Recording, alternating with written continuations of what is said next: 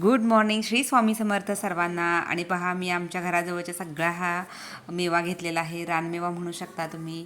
तर निसर्ग आपल्याला किती भरभरून देतो. ह्या हिरव्या मिरच्या होत्या, कोथिंबीर, त्यानंतर ही सीताफळ आहेत, त्यानंतर किती सुंदर सुंदर सीताफळ आहेत घरगुती. आता तुम्ही बाजारात बघाल तर खूप महाग असतात. त्यानंतर आळूची पानं, त्यानंतर कढीपत्ता, हे सगळं सगळं आमच्या घराजवळ सगळं लावलेलं आहे. इथं तुम्ही पाहू शकता सगळी फुलांची झाडं आहे, हे सीताफळाचं झाड आहे, हे शेवग्याचं झाड आहे. त्यानंतर इथे बरेच काही भाजीपाला लावलेला आहे. त्यानंतर इकडे नारळीची झाडं, परत आंबाड्याची भाजी, हे सगळं काही मला घरात बसून सगळं मिळतं.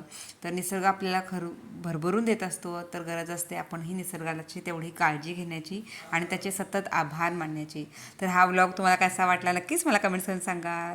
लाईक, शेअर, सबस्क्राईब करायला विसरू नका. त्याचप्रमाणे बघा, तुम्हीसुद्धा तुमच्या घराजवळ अशा काय बाग केल्या आहेत मला नक्की कमेंट करून. तर मी बनवलेली आहे कढीपत्त्याची चटणी. आणि बघा इन्ग्रेडियंट्स मी काय वापरले होते. तर यामध्ये आहे भरपूर तीळ घेतलेले आहेत, शेंगदाणे भाजलेले घेतलेले आहेत, त्यानंतर कढीपत्ता सगळा तळून घेतलेला आहे, शालो फ्राय करून घेतलेला आहे. मी तुम्हाला परत एकदा दाखवते. यामध्ये चटणी थोडी घातली आहे, लाल तिखट, त्यानंतर हळदी पूड टाकलेली आहे, आणि हे जे आहे फुटाण्याची डाळसुद्धा टाकलेली आहे. हे सगळं आपल्याला थोडं थोडं तेल टाकून भाजून घ्यायचं आहे. इवन शेंगदाणे आधीच भाजलेले आहेत.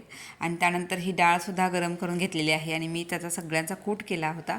आणि ही मी बरणी भरून 2 बरणी भरून ठेवलेली आहेत.